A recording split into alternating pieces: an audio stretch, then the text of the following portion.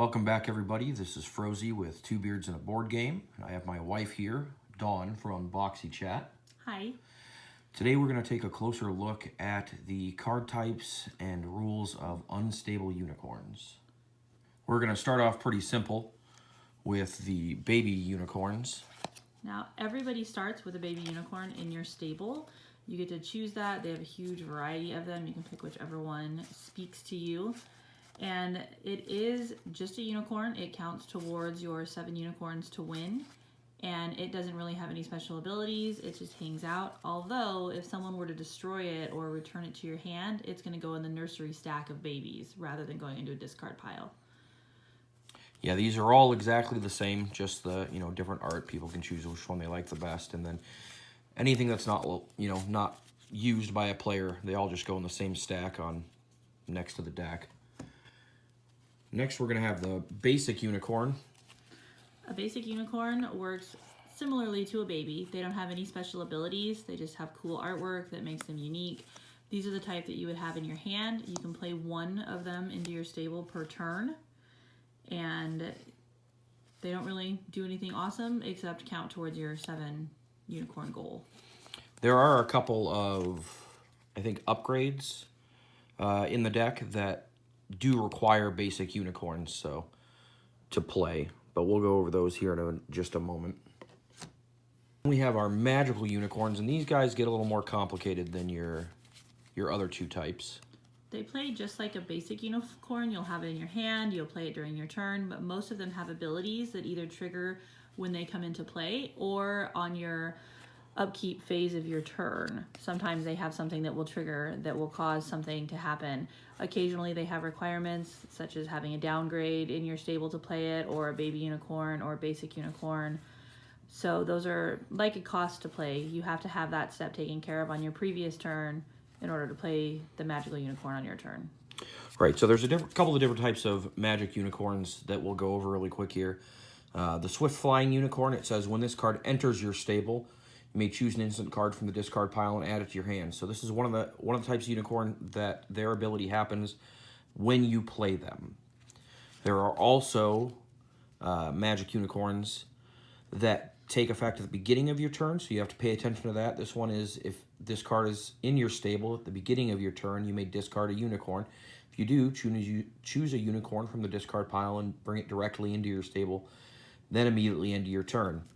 Now, you do want to keep in mind that's a may effect, and so that means that at the beginning of your turn, you look and see that he's in your stable and decide, do I want to take advantage of this ability, or is it in my best interest to skip that for this turn? Right, this one lets you search for a downgrade card from the deck and put it into your hand. You'll then shuffle your deck when you're done with that. Some of them let you destroy unicorns. When this one comes into the stable, you destroy a unicorn.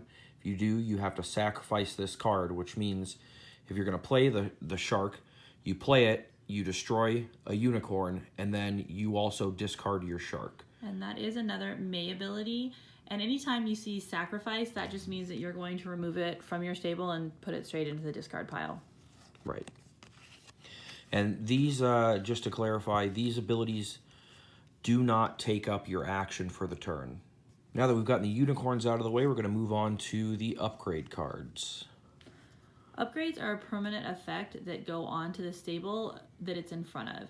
You can play it on your own stable, which for an upgrade you generally want to do, or you can play it on somebody else's stable, such as downgrades, which we'll talk about in a minute. When you play it, it does use your action for the turn to play it, but the effect will sometimes happen when it comes into play. Generally, these will have an effect that will happen once per turn. And we did have somebody ask on one of our other videos, these do stay in play unless they're destroyed by another card. And these, a lot of them have may effects on them as well. And most of these effects happen at the beginning of your turn, such as the glitter bomb. If this card is in your stable at the beginning of your turn, you may sacrifice a card, then destroy a card.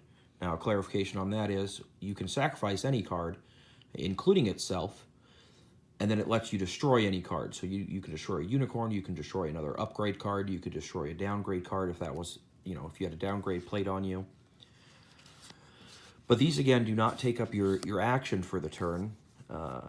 you just need to pay attention to these and make sure that you're doing whatever the effect is at the beginning of your turn, because most of these help you.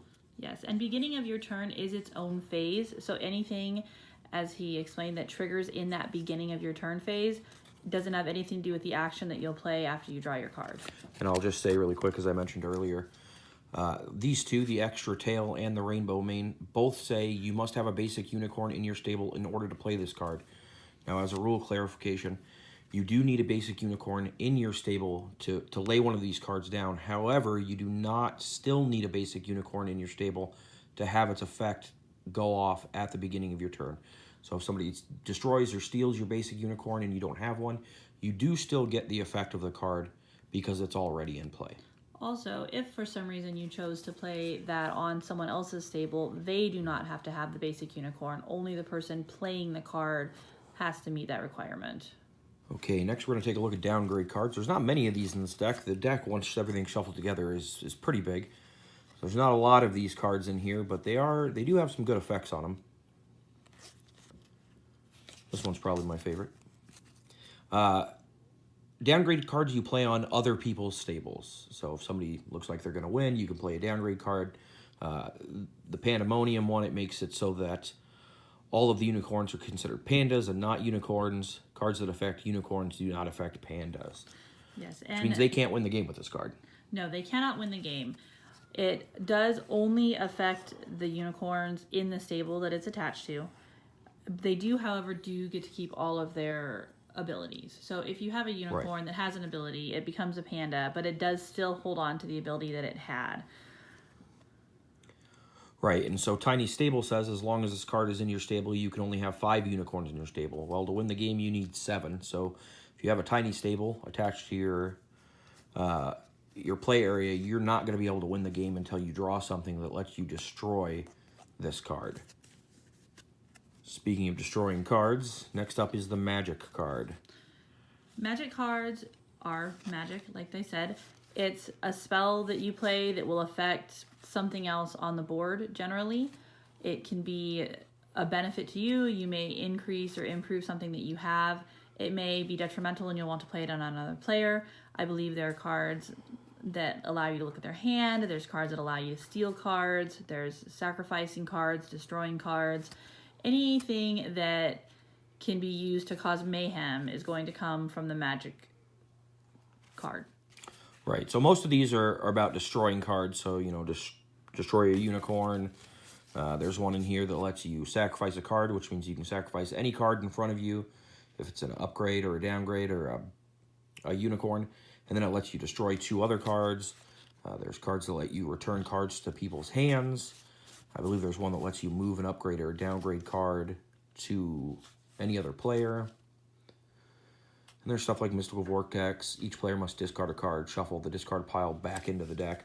So these are just kind of modifiers for the game. You can play them as your one action on the turn, and you might be able to draw some more cards, discard 3 cards, then take another turn. So that's pretty good.